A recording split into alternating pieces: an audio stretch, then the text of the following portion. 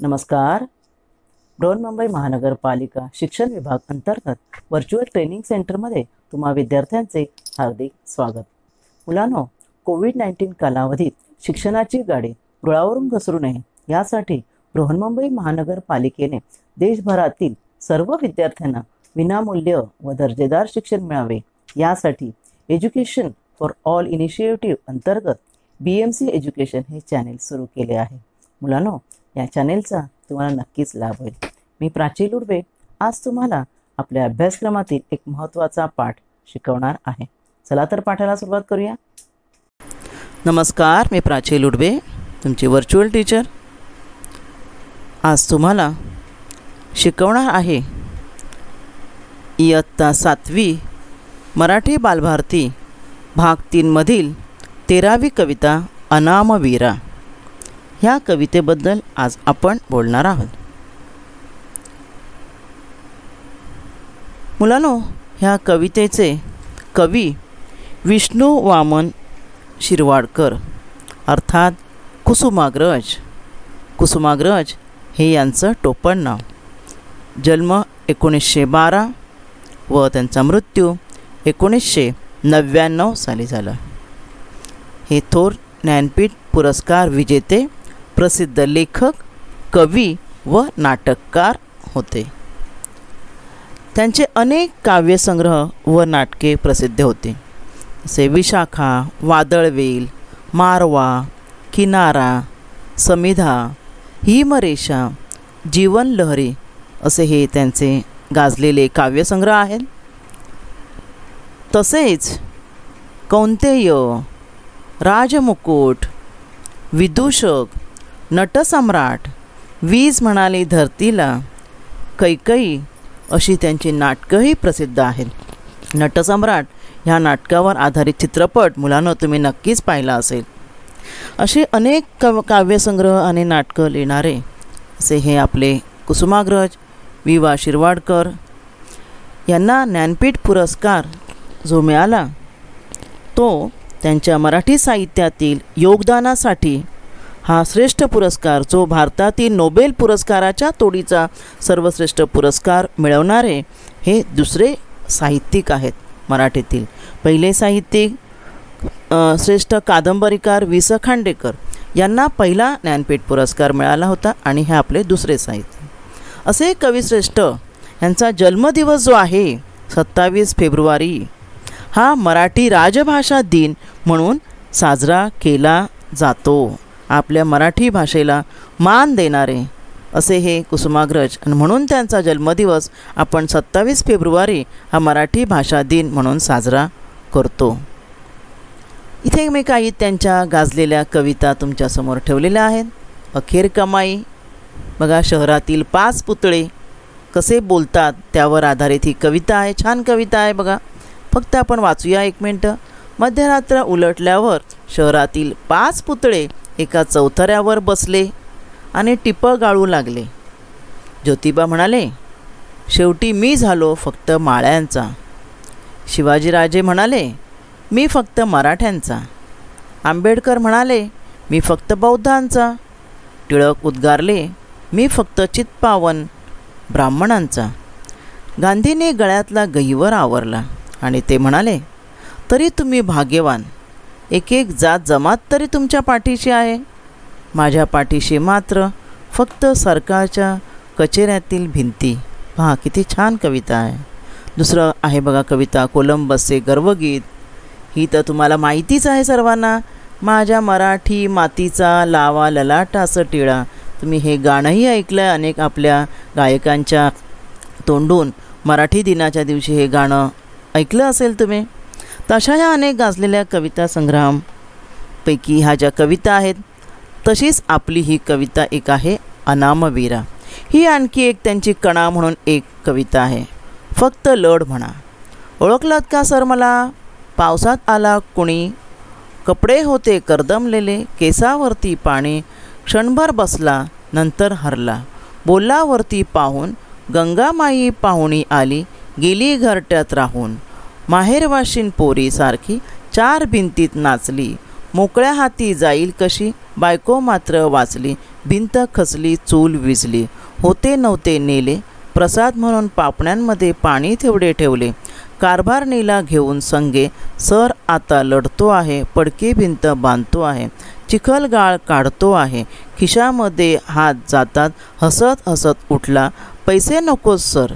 जरा एकटेपणा वाटला, मोडून पडला संसार तरी मोडला नाही कणा, पाठीवरती हात ठेवणे फक्त लढ म्हणा. पहा किती छान कविता आहे. तर अशाच या अनेक कवितांपैकी आपली कविता आहे अनामवीर. आता ह्या कवितेचा आपण थोडासा आशय पाहूया. तुम्हाला माहीत आहे बाळांनो, आपल्या देशाच्या सीमेवर अनेक सैनिक जागृत पहारा ठेवत असतात आणि त्याच वेळेला शत्रूशी लढताना ते आपल्या प्राणाचं बलिदान देतात. त्या सर्व सैनिकांना प्रत्येकारी शब्दात कवीने अभिवादन केले आहे.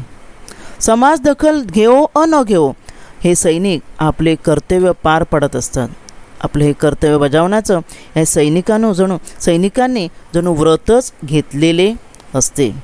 तर प्रस्तुत कवितेत कवीने अशा आपल्या देशाच्या सीमेवर शत्रूशी लढणाऱ्या आणि वेळ प्रसंगी देशासाठी प्राण देणाऱ्या व प्राण देऊन देशाचं रक्षण करणाऱ्या अशा अज्ञात सैनिकांसाठी ही कविता त्यांनी अर्पण केलेली आहे. पाहूया आता आपण कविता. प्रथम आपण कविता वाचूया. अनामवीरा जिथे जाहला तुझा जीवनांत, स्तंभ तिथे ना कुणी बांधला पेटविल न वात.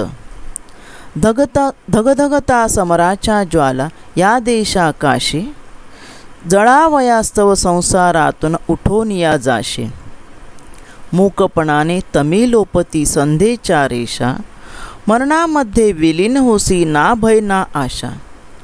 जनभक्तीचे तुझ्यावरी नच उधाणले भाव, रियासतीवर नसे नोंदले कुणी तुझे नाव. जरी न गातील भाट डफावर तुझे यशोगान, सफल जाहले तुझेच हेरे तुझेच बलिदान. काळोखातून विजयाचा ये पहाटचा तारा, प्रणाम माझा पहिला तुझला मृत्युंजय वीरा. आता आपण ही कविता तालासुरात म्हणूया. ऐकणार ना तुम्ही?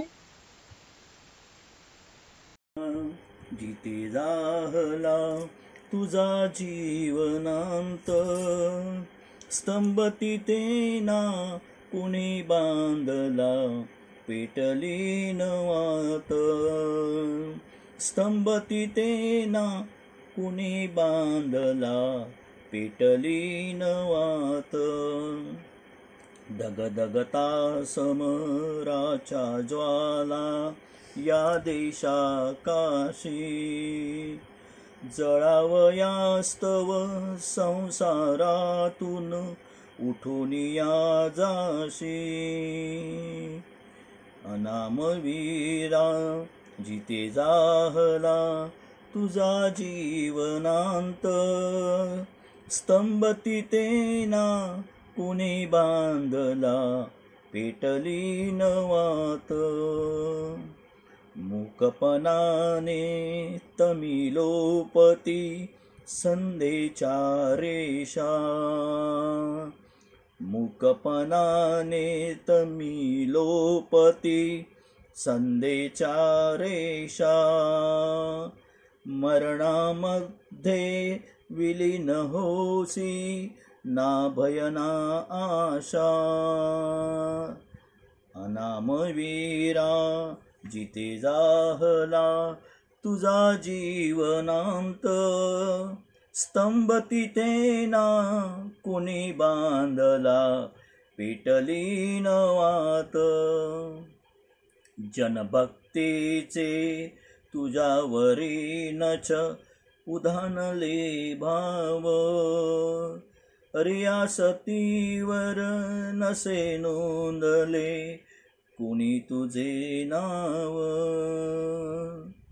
अनामवीरा जिथे जाहला तुझा जीवनांत, स्तंभ तिथे ना कुणी बांधला पेटली न वात.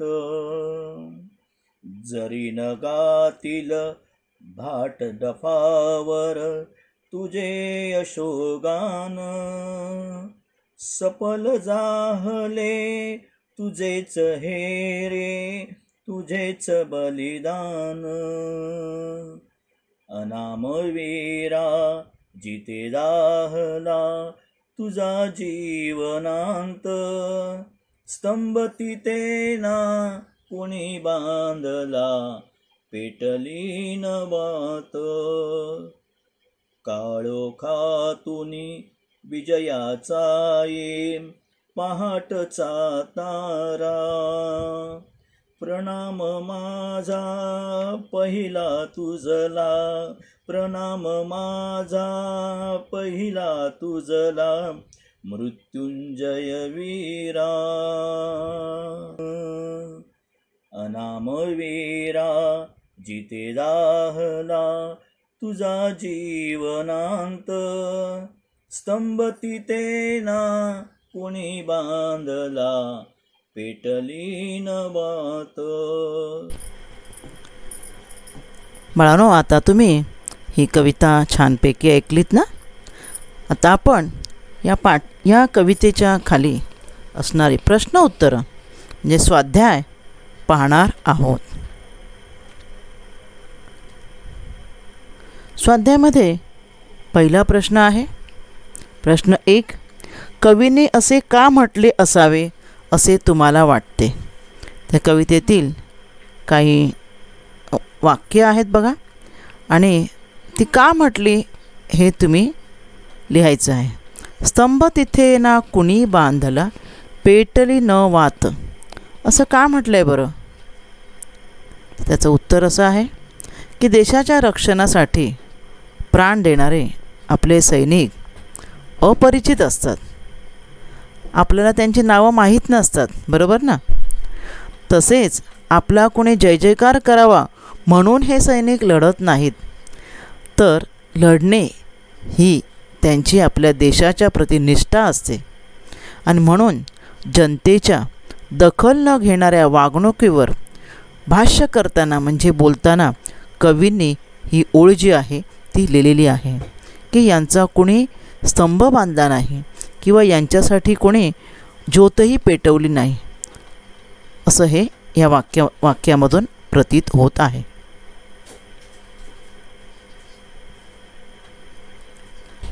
त्याच प्रश्नातलं दुसरं वाक्य, जळावयास्तव संसारातून उठोनिया जाशे, असं वाक्य हे जे आहे, ही जी ओळ आहे ती ओळ काय म्हणते? या ओळीतून कविता काय म्हणायचं आहे की सैनिकाचं जीवन असे असते की एकदा का लढाई सुरू झाली की त्याला घरातून कुठल्याही परिस्थितीत कर्तव्यास हजर राहावेच लागते. बरीच उदाहरणं बाळांनो तुम्ही ऐकली असतील. लहान बाळ असेल किंवा नुकताच लग्न झालेला सैनिक असेल किंवा त्याची आई किंवा वडील कोणाचं निधन झालं असेल तरीही त्या सैनिकाला आपल्या घरी थांबताच येत नाही.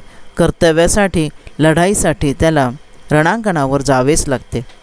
शिवाय पुन्हा कधी घरी परतेल याचीही शाश्वती नसते. आणि म्हणून लढाईच्या अग्निकुंडात जळण्यासाठी जणू काय तो आपल्या संसाराचा त्याग करून तत्परतेने जातोस, असे या ओळीतून कवींनी म्हटलेलं आहे.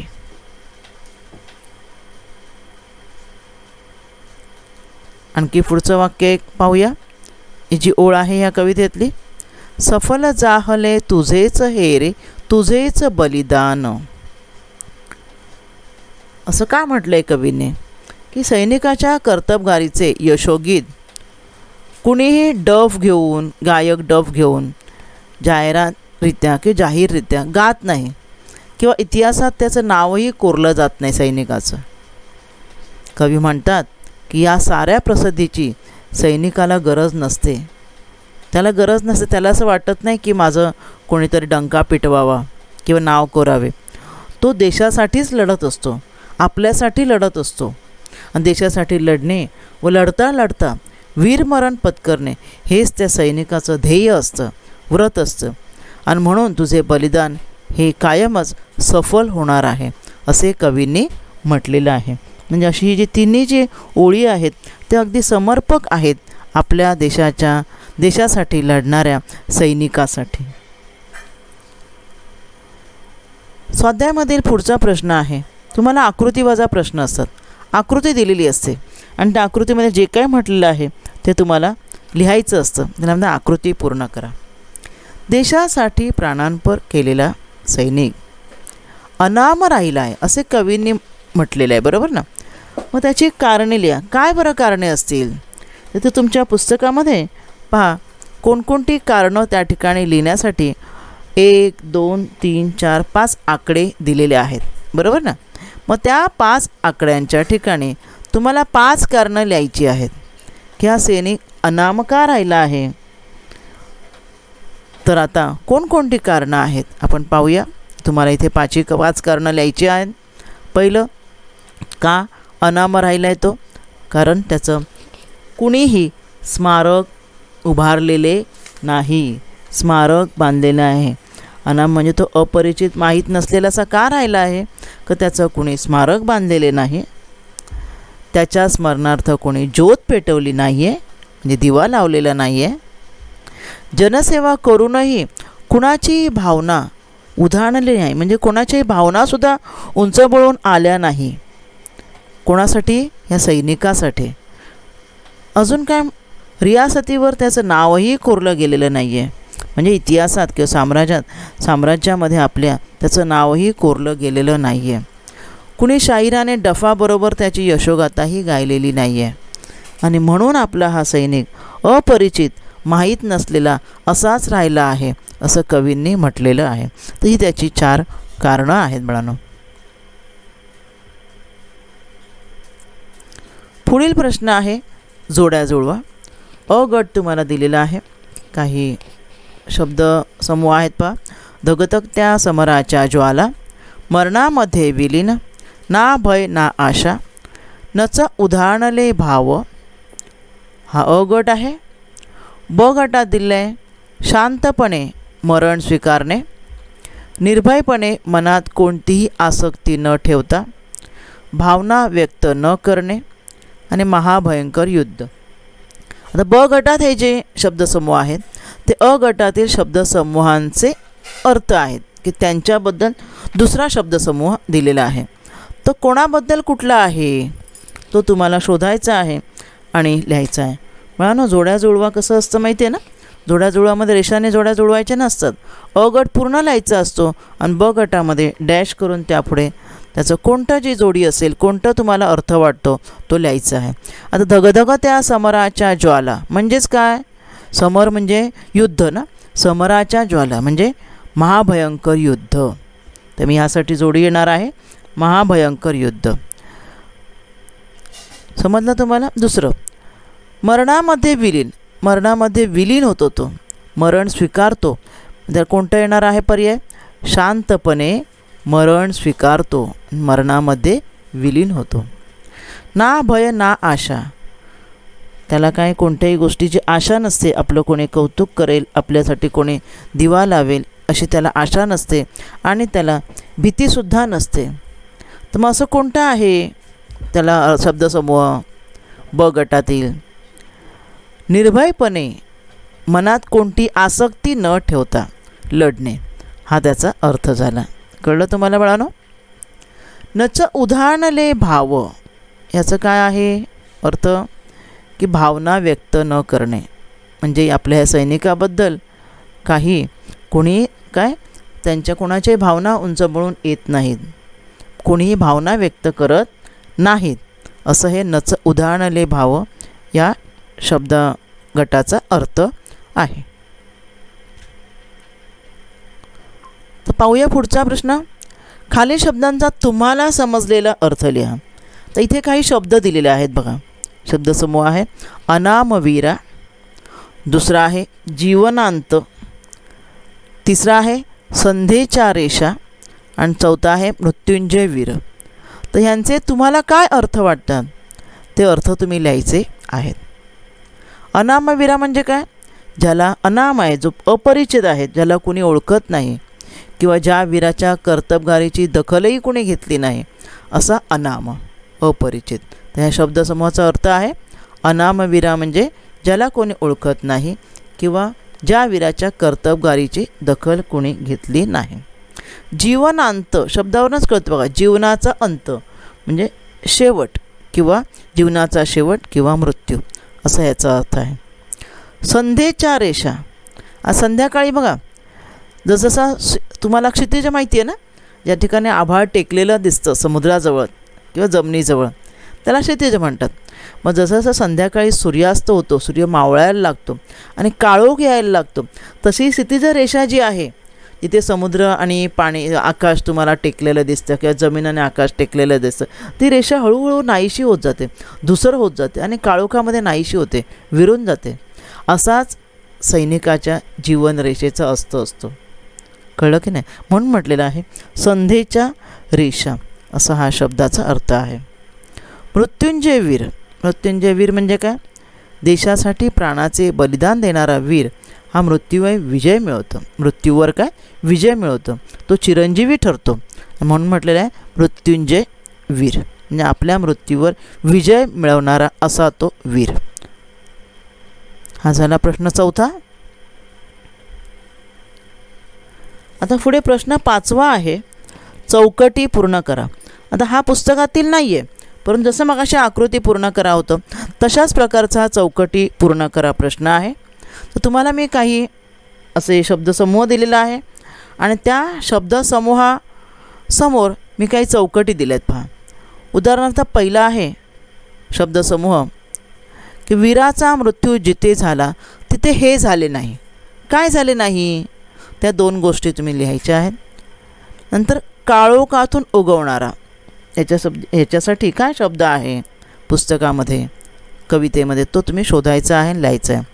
कवींचा पहिला प्रणाम यालाच, कोणाला असेल कवींचा पहिला प्रणाम? आता वीराचा मृत्यू जिथे झाला तिथे हे झाले नाही. काय झाले नाही?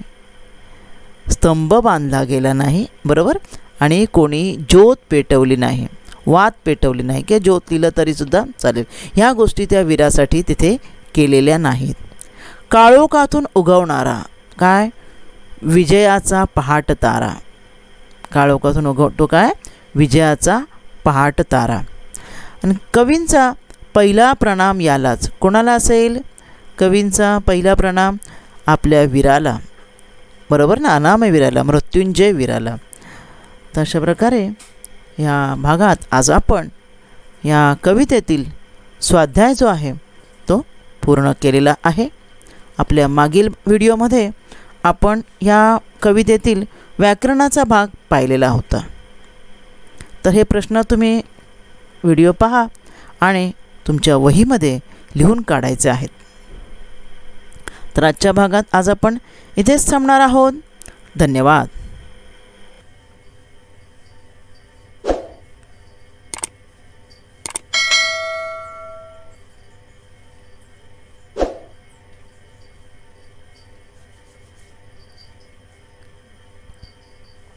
मुलांनो, आजचा व्हिडिओ तुम्ही पाहिला का?